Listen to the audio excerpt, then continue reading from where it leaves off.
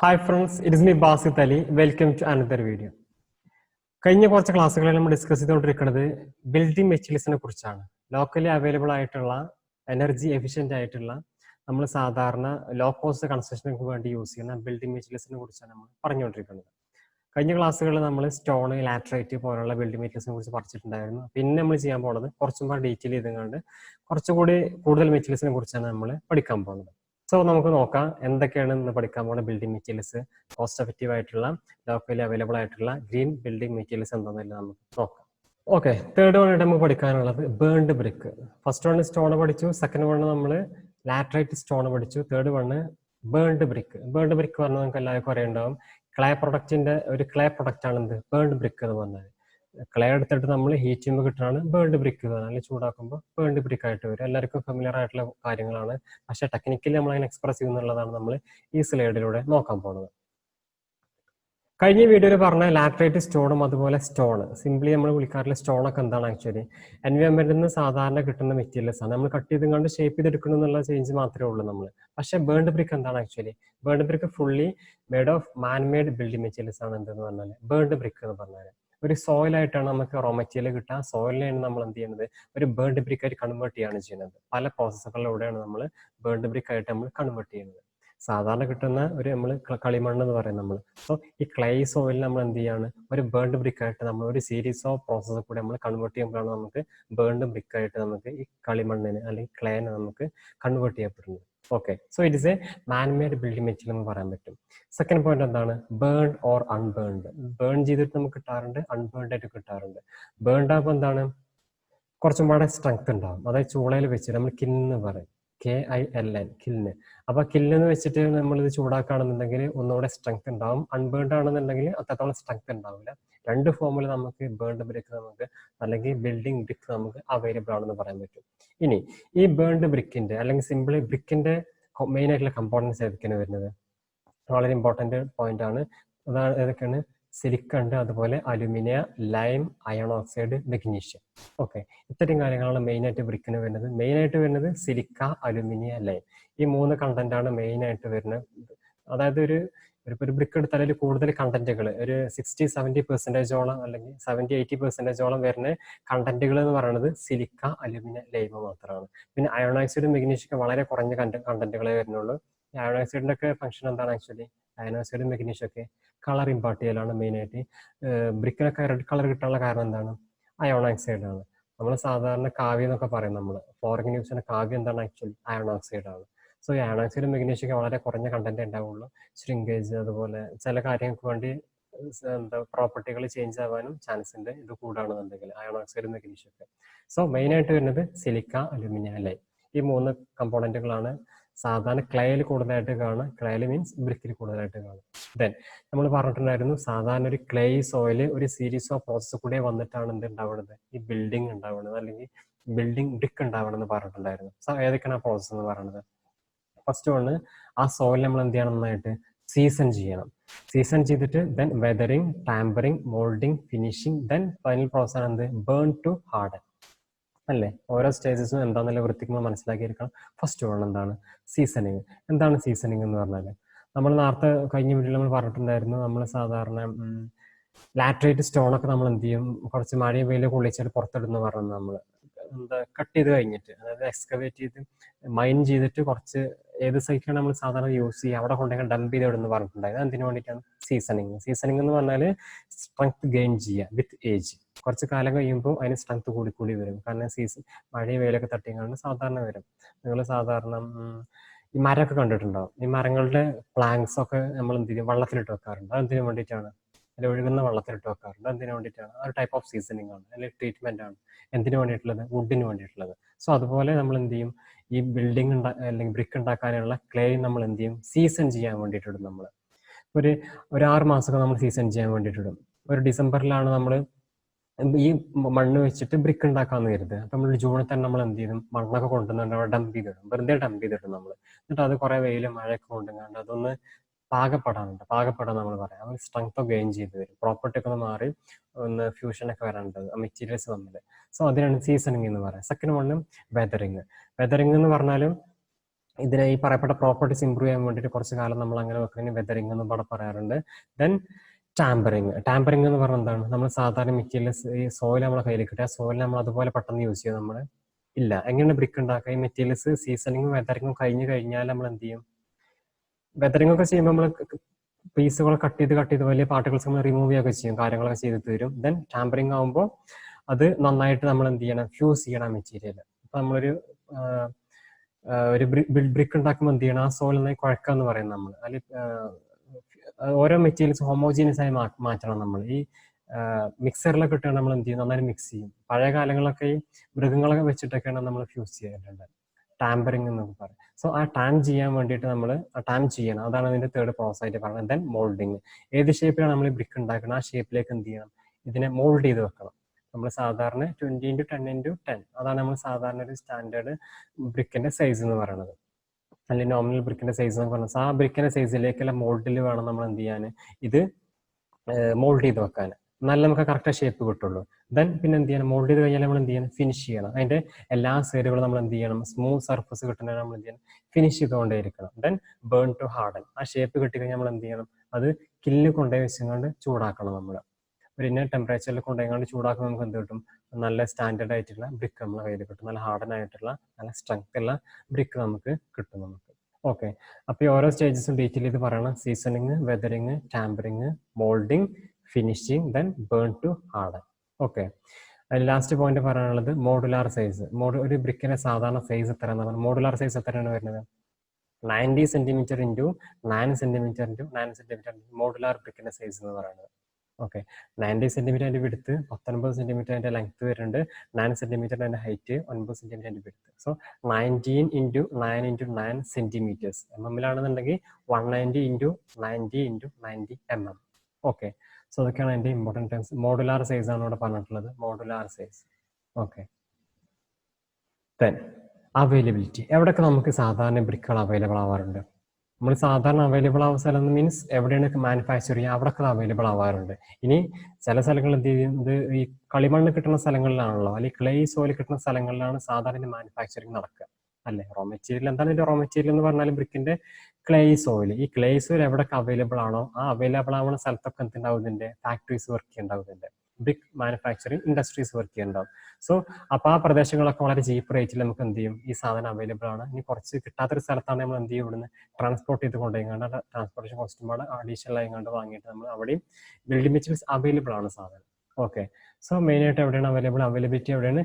Clay is the main component, അല്ലെ? Clay ആണ് അതിന്റെ മെയിൻ യൂണിവേഴ്സൽ കമ്പോണന്റ് എന്ന് പറയുന്നത്. സോ എവിടൊക്കെ ക്ലേ ഉണ്ടോ അവിടൊക്കെ നമുക്ക് ഇതിന്റെ മാനുഫാക്ചറിങ് ചെയ്യാം. So made out of them in every region. എവിടൊക്കെ കളിമണ്ണ് ഉണ്ടോ അവിടൊക്കെ നമുക്ക് സാധനം ഉണ്ടാക്കാം. ഇനി ഇല്ലാത്ത സ്ഥലത്താണെന്നുണ്ടെങ്കിൽ ഒന്നല്ലെങ്കിൽ കളിമണ്ണ് ട്രാൻസ്പോർട്ട് ചെയ്ത് കൊണ്ടുപോകും, അല്ലാന്നുണ്ടെങ്കിൽ മാനുഫാക്ചർ ചെയ്ത ബ്രിക്ക് നമുക്ക് ട്രാൻസ്പോർട്ട് ചെയ്ത് കൊണ്ടുപോകാൻ പറ്റുന്നതാണെന്നാണ് പറയുന്നത്. മറ്റ് കല്ലുകൾ പോലെ അല്ലല്ലോ, കുറച്ച് വളരെ നന്നായിട്ട് ട്രാൻസ്പോർട്ട് ചെയ്യാൻ പറ്റുന്ന മെറ്റീരിയൽ ആണ് ബ്രിക്ക് എന്ന് പറഞ്ഞാൽ. യൂസസ് ലാറ്ററേറ്റ് പറഞ്ഞ പോലെ തന്നെ ഒരു മൾട്ടി പർപ്പസ് ആണ് നമ്മളെ ബ്രിക്ക് എന്ന് പറഞ്ഞാൽ. പല കമ്പോണന്റുകൾക്കായിട്ട് നമ്മൾ ബിൽഡിംഗ് ചെയ്യാറുണ്ട് നമ്മൾ. For example walls, flooring, arches, retaining walls, corners, ഇതൊക്കെ എന്താണ്? ബിൽഡിങ്ങിന്റെ ഒരു കമ്പോണന്റുകളാണ്. Wall, flooring, arches, retaining wall. Corners എന്ന് പറഞ്ഞാൽ ഓർണമെന്റൽ വർക്കുകളാണ്. നമ്മളെ വാളിന്റെ ഒക്കെ മുകളിൽ വരുന്ന അല്ലെങ്കിൽ പാരപ്പറ്റ് വാളിന്റെ മുകളിലൊക്കെ വരുന്ന ഓർണമെന്റൽ വർക്കാണ് കോർണേഴ്സ് എന്ന് പറഞ്ഞാൽ. സോ ഇത്തരം കാര്യങ്ങളൊക്കെ നമ്മൾ എന്ത് യൂസ് ചെയ്യാറുണ്ട്? നമ്മുടെ ബ്രിക്ക് യൂസ് ചെയ്യാറുണ്ട് എന്നാണ് പറയുന്നത്. കണ്ടോ, അതാണ് മാനുഫാക്ചറിന്റെ ഒരു പ്രോസസ്സാണ് ഇവിടെ കാണിച്ചിട്ടുള്ളത്. കില്ലിനെ കാണിച്ചിട്ടുണ്ട്, ബ്രിക്ക് കില്ലിനെ കാണിച്ചിട്ടുണ്ട്, ബേൺഡ് ബ്രിക്ക് ഒരു സൈഡിൽ കാണിച്ചിട്ടുണ്ട്, ഫിഗർ നമ്പർ 8 ബേൺഡ് ബ്രിക്ക് കാണിച്ചിട്ടുണ്ട്, ഫിഗർ നമ്പർ 9 ഈ നമ്മൾ ലാസ്റ്റ് സ്റ്റേജ് പറഞ്ഞു എന്ത് പറഞ്ഞിട്ടുണ്ടായിരുന്നു? മോൾഡ് ചെയ്തതിന് ശേഷം നമ്മൾ ബേൺ ടു ഹാർഡൻ എന്ന് പറഞ്ഞിട്ടുണ്ടായിരുന്നു. അതായത് ഹീറ്റ് ചെയ്യാൻ, ചൂടാക്കാല്ലേ ചൂളാന്ന് പറയാം, അല്ലാതെ കില്ല് എന്ന് പറയാം. അതാണ് ഫിഗറിലൂടെ കാണിച്ചിട്ടുള്ളത്. ഓക്കെ, സോ അപ്പൊ അത്രയാണ് നമുക്ക് ബ്രിക്കിനെ കുറിച്ച് പഠിക്കാനുള്ളത്. നമ്മൾ എന്തൊക്കെയാണ് പറഞ്ഞത്? ബേൺ ബ്രിക്ക് അല്ലെങ്കിൽ അൺബേൺഡ് ബ്രിക്ക്. എന്താ നമ്മൾ പഠിച്ചിട്ടുണ്ടായിരുന്നത്? മാൻമെയ്ഡ് ബിൽഡിംഗ് മെറ്റീരിയലാണ് ബ്രിക്ക് എന്ന് പറഞ്ഞാൽ. ബേൺ ഓർ അൺബേൺഡ് രണ്ട് ഫോമിൽ നമുക്ക് അവൈലബിൾ ആണ്. ദെൻ എന്തൊക്കെയാണ് മെയിൻ കമ്പോണന്റ് എന്ന് പറയുന്നത്? സിലിക്ക, അലുമിന, ലേ. എന്താണ് അതിന്റെ ഒരു മെയിൻ കമ്പോണൻസ് ആയി വരുന്നത്? അയോൺ ഓക്സൈഡ്, മെഗ്നീഷ്യം കുറഞ്ഞ അളവിൽ അതിലുണ്ടാവും. ദെൻ സ്റ്റേജസ് ഏതൊക്കെയാണ്? മാനുഫാക്ചറിങ് സ്റ്റേജസ് ഏതൊക്കെയാണ് ഇതിന്റെ? ഓൾറെഡി നമ്മൾ പറഞ്ഞിട്ടുണ്ടായിരുന്നു മാൻമെയ്ഡ് ബിൽഡിംഗ് മെറ്റീരിയൽ ആണ് എന്ത്? ബ്രിക്ക് എന്ന് പറഞ്ഞിട്ടുണ്ടായിരുന്നു. സോ അതിന്റെ മാനുഫാക്ചറിങ് സ്റ്റേജസ് ആണ് ഇവിടെ പറഞ്ഞിട്ടുള്ളത്. Seasoning, weathering, tempering, moulding, finishing, then burn to harden. ഒരു നോർമൽ സൈസ് എത്രയാണ് ബ്രിക്കിന്റെ? അല്ലെങ്കിൽ സ്റ്റാൻഡേർഡ് മോഡുലാർ സൈസ് എത്രയാണ്? 19 ഇൻറ്റു 9 ഇൻറ്റു 9 ആണ് നമ്മുടെ ഒരു ബ്രിക്കിന്റെ നോർമൽ സൈസ്. അവൈലബിലിറ്റി നമ്മൾ പറഞ്ഞിട്ടുണ്ടായിരുന്നു, ക്ലേ ആണ് ഇതിൻ്റെ യൂണിവേഴ്സൽ കമ്പോണൻറ്റ്, മെയിൻ കമ്പോണൻറ്റ് എന്ന് പറയുന്നത്. സോ എവിടെയൊക്കെ ക്ലേ അവൈലബിൾ ആണ് അവിടെയൊക്കെ നമുക്ക് ഈ സാധനം മാനുഫാക്ചർ ചെയ്യാൻ പറ്റും. ഓക്കെ, ദെൻ യൂസസ് മൾട്ടിപർപ്പസ് ആണ്. ഓൾമോസ്റ്റ് എല്ലാ ബിൽഡിംഗ് കമ്പോണൻ്റ് ആയതുകൊണ്ട് നമുക്ക് ഈ ബിൽഡിംഗ് ബ്രിക്സ് യൂസ് ചെയ്യാൻ പറ്റുമെന്നാണ് പറയുന്നത്. ഓക്കെ, അടുത്ത ബിൽഡിംഗ് കമ്പോണൻ്റ് ആയിട്ട് നമ്മൾ പഠിക്കാൻ പോകുന്നത് കോൺക്രീറ്റ് ബ്ലോക്കുകൾ എന്താണെന്നുള്ളതാണ്.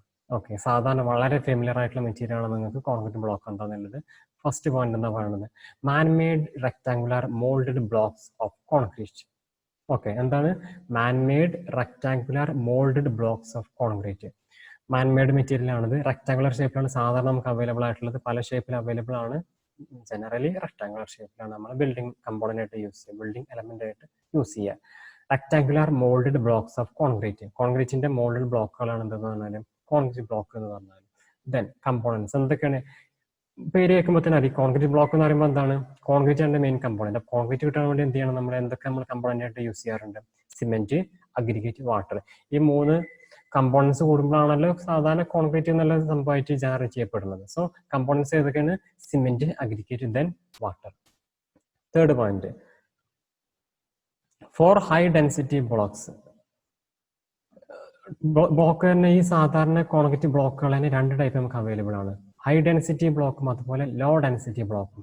ഇല്ലേ, നിങ്ങൾ കോൺക്രീറ്റ് ബ്ലോക്കുകൾ തന്നെ പല ഷേപ്പിൽ അല്ലെങ്കിൽ പല വലുപ്പത്തിൽ അല്ലെങ്കിൽ പല വെയിറ്റിലൊക്കെ നമുക്ക് കാണാറുണ്ട്. സാധനം ഉള്ളിൽ ഹോൾ ഇല്ലത്, ഹോൾ ഇല്ലാത്തത്, അങ്ങനെ പല ടൈപ്സ് ഓഫ് കോൺക്രീറ്റ് ബ്ലോക്കുകൾ അവൈലബിൾ ആണ് നമുക്ക്, ഇല്ലേ. അപ്പൊ ഇത് 2 ക്ലാസിഫിക്കേഷൻ ആണ് ഈ പറയുന്നത്, high density block, low density block എന്നുണ്ട്. 2 ക്ലാസിഫിക്കേഷൻ ആണ്. ഓക്കെ, ഹൈ ഡെൻസിറ്റി ബ്ലോക്ക് ഒന്ന്, ലോ ഡെൻസിറ്റി ബ്ലോക്ക് മറ്റൊന്ന്. അപ്പോൾ ഇനി ഹൈ ഡെൻസിറ്റി ബ്ലോക്ക് ആണ് ഉണ്ടാക്കണമെന്നുണ്ടെങ്കിൽ അതിന്റെ കമ്പോണൻസ് എന്തൊക്കെയാണെന്ന് പറയുന്നത്? OPC. ഹൈ ഡെൻസിറ്റി ബ്ലോക്ക് ഉണ്ടാക്കുകയാണെന്നുണ്ടെങ്കിൽ അതിന്റെ ഇൻഗ്രീഡിയൻസ് എന്തൊക്കെയാണ്, അല്ലെങ്കിൽ components of high density block എന്താണെന്ന് പറയാൻ പോകുന്നത്. ഹൈ ഡെൻസിറ്റി ബ്ലോക്ക് എന്ന് പറഞ്ഞാൽ അതിന്റെ അർത്ഥം ഡെൻസിറ്റി കൂടുതലാണ്. ലോ ഡെൻസിറ്റി ബ്ലോക്ക് എന്ന് പറഞ്ഞാൽ ഡെൻസിറ്റി കുറവാണ് കമ്പാരിറ്റീവ്ലി. ഈ 2 ബ്ലോക്കിലും കമ്പയർ ചെയ്യുമ്പോൾ ഹൈ ഡെൻസിറ്റി ബ്ലോക്കിന് കുറച്ച് നല്ല സ്ട്രെങ്ത് ഉണ്ടാവും, ലോ ഡെൻസിറ്റി ബ്ലോക്ക് ആണെന്നുണ്ടെങ്കിൽ കുറച്ച് സ്ട്രെങ്ത് കുറവാക്കാറ്. അപ്പോൾ ഹൈ ഡെൻസിറ്റി ബ്ലോക്ക് ആകുമ്പോൾ കുറച്ചും പാടെ റിജിഡ് ആയിട്ടുള്ള മെറ്റീരിയൽസ് വേണം. ലോ ഡെൻസിറ്റി ആകുമ്പോൾ അത്രത്തോളം ക്വാളിറ്റി മെറ്റീരിയൽ ആയിക്കൊള്ളുന്നില്ല അതിന്റെ ഇൻഗ്രീഡിയൻസ് ആയിട്ട് നമ്മൾ യൂസ് ചെയ്യുന്നത്. അതാണ് അതിന്റെ ഡിഫറൻസ്. എന്തൊക്കെയാണ് മെറ്റീരിയൽസ് നമുക്ക് നോക്കാം. So for high density block ആകുമ്പോൾ OPC, സാൻഡ്, ഫൈൻ ഗ്രേവൽ, ഇതൊക്കെ നമ്മൾ സാധാരണ ഇതിന് യൂസ് ചെയ്യാം. ഓക്കെ, OPC എന്ന് പറഞ്ഞാൽ ordinary Portland cement. Then second one sand. Sand എന്ന് പറഞ്ഞാൽ ഫൈൻ അഗ്രിഗേറ്റ് ആണ്, ഒരു one of the fine aggregate ആണ് സാൻഡ് എന്ന് പറഞ്ഞാൽ. Then fine gravel. So fine മെറ്റീരിയൽസും അതിന്റെ കൂടെ എന്താണ് OPC ആഡ് ചെയ്യുമ്പോൾ നമുക്ക് എന്ത് കിട്ടുക? High density block. Obviously water add ചെയ്യണം നമ്മുടെ കൂടെ. ദെൻ ലോ ഡെൻസിറ്റി ബ്ലോക്ക് എന്ന് പറയുമ്പോൾ നമ്മൾ എന്താ യൂസ് ചെയ്യാം? Industrial waste such as fly ash, slag, cement etcetera. Okay, അതായത് ലോ ഡെൻസിറ്റി എന്ന് പറയുമ്പോൾ നമ്മൾ കുറച്ചും കൂടെ എക്കണോമിക്കൽ ആയിട്ടുള്ള മെറ്റീരിയൽ ആണ്, എക്കണോമിക് ആയിട്ടുള്ള ബ്ലോക്ക് ആണ്. കാരണം എന്താണ്, ലോ കോസ്റ്റ് അല്ലെങ്കിൽ വേസ്റ്റ് മെറ്റീരിയൽസ് ആണ് മെയിൻ ആയിട്ട് നമ്മൾ ഇതിന് യൂസ് ചെയ്യാറ്. ഒരു ബിൽഡിംഗ് കൺസ്ട്രക്ഷൻ നടത്തി കഴിഞ്ഞാൽ ഒരുപാട് കോൺക്രീറ്റ് ബ്ലോക്കുകൾ, കോൺക്രീറ്റ് വേസ്റ്റുകൾ, അഗ്രിഗേറ്റ്സ്, സിമെന്റ് പാർട്ടിക്കിൾസ് ഒക്കെ ഒരുപാടുണ്ടാവും. സോ അത്തരം ഇൻഡസ്ട്രിയൽ വേസ്റ്റ് അതൊക്കെ പാടെ ഇൻകോർപ്പറേറ്റ് ചെയ്തിട്ടാണ് നമ്മൾ എന്ത് ചെയ്യണത്? ലോ ഡെൻസിറ്റി ബ്ലോക്ക് നമ്മൾ സാധാരണ യൂസ് ചെയ്യാറുള്ളത്. ഓക്കെ, അതായത് industrial waste such as fly ash, slag, cement etcetera. Okay, next point പറഞ്ഞത് എന്താണ്? It is produced with a hollow centers to reduce weight and improve insulation. നേരത്തെ തൊട്ടുമുമ്പ് പറഞ്ഞു ഈ കോൺക്രീറ്റ് ബ്ലോക്കിന് പല ഷേപ്പുകളിൽ പല സൈസിൽ അവൈലബിൾ ആണെന്ന് പറഞ്ഞിട്ടുണ്ടായിരുന്നു. അതിൽ തന്നെ ഒരു ഭയങ്കര ഫെമിലിയർ ആയ ഒന്നാണ് ഹോളോ ബ്ലോക്സ് എന്ന് പറയുന്നത്. അതായത് അതിൻ്റെ ഉള്ളിൽ നിന്ന് ഹോൾസ് ഉണ്ടാവും, മൊത്തം സൈഡ് മൊത്തം കവർ ചെയ്തിട്ടുണ്ടാവും, അതിന്റെ കൂടെ എന്തുണ്ടാവും? ഉള്ളിൽ ഒരു ഹോൾ ഉണ്ടാവും. ആ ഹോൾ ഉണ്ടാവുന്ന മെച്ചം എന്താണ്? ഒന്നാമത് ആ ബിൽഡിംഗ് കമ്പോണന്റ് വെയിറ്റ് റെഡ്യൂസ് ചെയ്യും. ആ ഹോളിൽ മെറ്റീരിയൽ ഇല്ലല്ലോ, അതുകൊണ്ട് എന്ത് വരും? ഓട്ടോമാറ്റിക്കലി വെയിറ്റ് ഓട്ടോമാറ്റിക്കലി റെഡ്യൂസ് ചെയ്യും. മാത്രമല്ല 2 പാനലായിട്ടാണ് ആക്കിയിട്ടുണ്ടാവും. ഒരു സൈഡിൽ മെറ്റീരിയൽ ഉണ്ട്, സെൻട്രൽ മെറ്റീരിയൽ ഇല്ല, ഇപ്പുറത്ത് വീണ്ടും മെറ്റീരിയൽ ഉണ്ട്. അപ്പൊ അതിൻ്റെ ഉള്ളിൽ ഒരു ഹോൾ ഉണ്ടാവും, ഓട്ടോമാറ്റിക്കലി ഒരു ക്യാവിറ്റി ഉണ്ടാവും. ആ ക്യാവിറ്റി കൂടെ എന്താണ്? ഈ sound insulation, thermal insulation, water moisture content penetrate ചെയ്ത് കയറുക, ഇത്തരം പ്രശ്നങ്ങളൊന്നും ഉണ്ടാവില്ല. സോ നമുക്ക് സൗണ്ട് ഇൻസുലേഷൻ അല്ലെങ്കിൽ മോയ്സ്ചർ പ്രിവെൻഷന്, CPG കയറാതെയുള്ള പ്രിവെൻഷന്, വോയിസ് സൗണ്ട് ഇൻസുലേഷൻ, ഇത്തരം കാര്യങ്ങളൊക്കെ നമുക്ക് ഓട്ടോമാറ്റിക്കലി കിട്ടും ഇങ്ങനെ ചെയ്യുന്നതോടെ. എങ്ങനെ ചെയ്യുന്നതോടെ? ഉള്ളിൽ ഹോളോ കൊടുത്തിട്ട് ഹോളോ ബ്ലോക്കാണ് നമ്മൾ യൂസ് ചെയ്യുന്നുണ്ടെങ്കിൽ മെയിൻ അഡ്വാൻറ്റേജ് എന്താണ്? വെയിറ്റ് റിഡ്യൂസ് ചെയ്യുക എന്നുള്ളത്. കൂടെ ബിൽഡിംഗ് മെറ്റീരിയൽസ് ഓട്ടോമാറ്റിക്കലി കുറച്ച് യൂസ് ചെയ്താൽ മതി. ഹോളോ മെറ്റീരിയൽസിലും സോളിഡ് മെറ്റീരിയൽസ് തമ്മിൽ വ്യത്യാസം എന്താണ്? സോളിഡ് എന്ന് പറഞ്ഞാൽ ഫുൾ സോളിഡ് ആണ്, ഹോളോ എന്ന് പറയുമ്പോൾ ഉള്ളിൽ ഹോൾ ഉണ്ടാവും. അപ്പൊ സോളിഡ് മെറ്റീരിയൽസ് ഉണ്ടാക്കേണ്ട അത്രത്തോളം മെറ്റീരിയൽസ് വേണ്ടല്ലോ ഒരു ഹോളോ മെറ്റീരിയൽ ഉണ്ടാക്കാൻ വേണ്ടിയിട്ട്. സോ ഓട്ടോമാറ്റിക്കലി കോസ്റ്റ് റിഡ്യൂസ് ചെയ്യും. ഓക്കെ, ഒരു ഇമ്പോർട്ടന്റ് പോയിന്റ് ആണ്. Next availability. നമ്മൾ പറഞ്ഞിട്ടുണ്ടായിരുന്നു എവിടെയാണ് സാധാരണ ഇതിന്റെ അവൈലബിലിറ്റി ആയിരുന്നു നമ്മൾ എന്താ നോക്കേണ്ടത്. അത് ചെയ്യാൻ വേണ്ടിയിട്ട് റോ മെറ്റീരിയൽ എവിടെയാണ് അവൈലബിൾ അവിടെയൊക്കെ എന്തുണ്ടാവും ഈ മാനുഫാക്ചറിങ് ചെയ്യാമെന്നാണ് പറയുന്നത്. സോ അവൈലബിലിറ്റി എന്താണ്? Depends upon the availability of the raw material. ഈ പറയപ്പെട്ട സിമെന്റ് അതുപോലെ ഫൈൻ അഗ്രിഗേറ്റ്, ഇനിയിപ്പോൾ ലോ ഡെൻസിറ്റി ആണ് ചെയ്യണമെന്നുണ്ടെങ്കിൽ ലോ ഡെൻസിറ്റി കോൺക്രീറ്റ് ബ്ലോക്ക് ആണ് നമ്മൾ യൂസ് ചെയ്യണമെന്നുണ്ടെങ്കിൽ എന്താണ് അവിടെ ഫ്ലൈ ആഷ് സ്ലാഗ് ഒക്കെ യൂസ് ചെയ്യണം. അപ്പോൾ ഫ്ലൈ ആഷ് സ്ലാഗ് ഒക്കെ എവിടെ കിട്ടുമോ അവിടെയൊക്കെ നമുക്ക് എന്ത് ചെയ്യാം ഇതുപോലെയുള്ള ബിൽഡിംഗ് മെറ്റീരിയൽസ് കോൺക്രീറ്റ് ബ്ലോക്കുകൾ ഉണ്ടാക്കാമെന്നാണ് പറയുന്നത്. ദെൻ യൂസസ് എന്തൊക്കെയാണ് യൂസസ്? ആൾട്ടർനേറ്റീവ് ബിൽഡിംഗ് മെറ്റീരിയൽസ് ആയിട്ട് നമ്മൾ യൂസ് ചെയ്യാറുണ്ട്. നേരത്തെ ലാറ്ററൈറ്റിന്റെ കേസൊക്കെ പറഞ്ഞ പോലെ നമ്മൾ കോളം ആണെങ്കിൽ അത് വെച്ചിട്ട് ചെയ്യാം, വാള് ചെയ്യാം, ഫൗണ്ടേഷൻ ചെയ്യാം, അതൊക്കെ ചെയ്യാം. നമുക്ക് ആണെന്നുണ്ടെങ്കിൽ നമ്മൾ ഇന്റർലോക്കിംഗ് ബ്രിക്സ് ആയിട്ട് യൂസ് ചെയ്യുക മുറ്റത്തൊക്കെ ചെയ്യാൻ വേണ്ടിയിട്ട്. സോ അതൊക്കെ എൻ്റെ യൂസ് ആണ്. Then for both load bearing and non load bearing structures. Okay, load ബിയറിംഗിലും നോൺ ലോഡ് ബിയറിംഗ് സ്ട്രക്ചേഴ്സിനൊക്കെ നമുക്ക് എന്ത് യൂസ് ചെയ്യാം? ഈ കോൺക്രീറ്റ് ബ്ലോക്ക് നമുക്ക് യൂസ് ചെയ്യാം. ഇപ്പൊ ലോഡ് ബിയറിംഗ് സ്ട്രക്ചേഴ്സ് എന്ന് പറഞ്ഞു, ലോഡ് ബിയറിംഗ് വാളുകൾക്ക് യൂസ് ചെയ്യാൻ പറഞ്ഞാൽ എന്താ കാരണം? സോളിഡ് ബ്ലോക്കുകളാണ് സാധാരണ നമ്മൾ ലോഡ് ബിയറിംഗ് വാളുകൾക്ക് കൊടുക്കാറ്. കാരണം അതിന് കൂടുതൽ സ്ട്രെങ്ത് കിട്ടുക സോളിഡ് ബ്ലോക്കുകൾക്ക്. At the same time hollow ബ്ലോക്കുകളാണെന്നുണ്ടെങ്കിൽ നമ്മൾ എന്തിനാണ് നോൺ ലോഡ് ബിയറിംഗ് വാളുകൾക്കാണ് സാധാരണ കൊടുക്കാറുള്ളത്. അതാകുമ്പോൾ എന്താ ഉള്ളിൽ ഹോൾ വരുമ്പോൾ ഓട്ടോമാറ്റിക്കലി സ്ട്രെങ്ത് റിഡ്യൂസ് ചെയ്യും അല്ലേ? സ്ട്രെസ് എന്ന് പറയുമ്പോൾ ലോഡ് ബൈ ഏരിയ എന്നാണ്. അപ്പൊ ഏരിയ റിഡ്യൂസ് ചെയ്യപ്പെടുകയാണല്ലോ ചെയ്യുന്നത് ഉള്ളിൽ ഹോൾ കൊടുക്കുമ്പോൾ നമ്മൾ. സോ ഓട്ടോമാറ്റിക്കലി സ്ട്രെങ്ത് റിഡ്യൂസ് ചെയ്യപ്പെടുന്നുണ്ട്. അതുകൊണ്ട് തന്നെ നമ്മൾ നോൺ ലോഡ് ബിയറിംഗ് വാളുകൾക്കാണ് സാധാരണ കൊടുക്കാറ്. അല്ലാന്നുണ്ടെങ്കിൽ പാർട്ടീഷൻ വാൾസ് ഒക്കെ കണ്ട് നമുക്ക് എന്ത് യൂസ് ചെയ്യാം? ഈ ഹോളോ ബ്ലോക്കുകൾ നമുക്ക് യൂസ് ചെയ്യാം. സോളിഡ് ബ്ലോക്ക് ആണെന്നുണ്ടെങ്കിൽ ലോഡ് ബിയറിംഗ് വാൾസിനെ നമുക്ക് ഡയറക്റ്റ് ആയിട്ട് യൂസ് ചെയ്യാം, അല്ലെങ്കിൽ ഫൗണ്ടേഷനിലൊക്കെ നമുക്ക് യൂസ് ചെയ്യാൻ പറ്റും. സോളിഡ് ബ്ലോക്ക് ആണെന്നുണ്ടെങ്കിൽ. ഹോളോ ആണെന്നുണ്ടെങ്കിൽ ഇതുപോലെ പറഞ്ഞ പോലെ കുറച്ചും കൂടെ സെക്കൻഡറി സ്ട്രക്ചേഴ്സിന് അല്ലാന്നുണ്ടെങ്കിൽ പാനൽ വാൾഡുകൾ, നോൺ ലോഡ് ബിയറിംഗ് വാൾഡുകളൊക്കെ നമുക്ക് യൂസ് ചെയ്യാൻ പറ്റുമെന്നാണ് പറയുന്നത്. ഓക്കെ, ഇവിടെ ഫിഗർ കാണിച്ചിട്ടുണ്ട്. ഫസ്റ്റ് കാണിച്ച ഫിഗർ എന്താണ്? സോളിഡ് കോൺക്രീറ്റ് ബ്ലോക്ക് ആണ്. Figure number 10 solid concrete block ആണ് ഇവിടെ കാണിച്ചിട്ടുള്ളത്. ദെൻ ഫിഗർ നമ്പർ 11 എന്താ കാണിച്ചിട്ടുള്ളത്? ഹോളോ കോൺക്രീറ്റ് ബ്ലോക്കുകളാണ് ഇവിടെ കാണിച്ചിട്ടുള്ളത്. ഓക്കെ, അപ്പോൾ ഇത് കണ്ടാൽ തന്നെ കാര്യങ്ങളൊക്കെ മനസ്സിലാവേണ്ട ഏകദേശം കരുതണം. സോ ഇത്രയൊക്കെ നമ്മൾ ഈ വീഡിയോയിൽ ഉൾപ്പെടുത്തുന്നത്. ഈ പറഞ്ഞ രണ്ട് ബിൽഡിംഗ് മെറ്റീരിയൽസിൽ ഡൗട്ടോ സജഷൻസ് ഉണ്ടെങ്കിൽ താഴെ കമന്റ് ചെയ്യുക. വീഡിയോ യൂസ്ഫുൾ ആണ്, ഫ്രണ്ട്സിന് വേണ്ടി ഷെയർ ചെയ്ത് കൊടുക്കുക. കൂടുതൽ ബിൽഡിംഗ് മെറ്റീരിയൽസ് നമുക്ക് അടുത്ത വീഡിയോ കൂടെ പഠിക്കാം. Okay, thank you for watching this video. Have a nice day.